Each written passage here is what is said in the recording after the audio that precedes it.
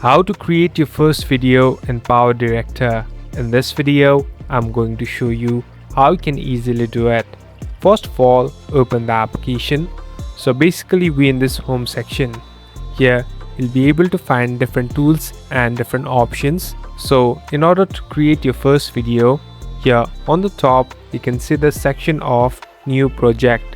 Simply tap on New Project. So this is the place where you can import the video that you want to edit. Now simply tap on the video that you want to edit. So here I am tapping on one and head on next. Now we're in this editing platform. This is the place where you can make different edits and different cuts. So it's up to you and the way you want to customize. At last, you can easily export it and save it in your device, and you're all set to go. Thank you for watching this video. I hope this video will help you.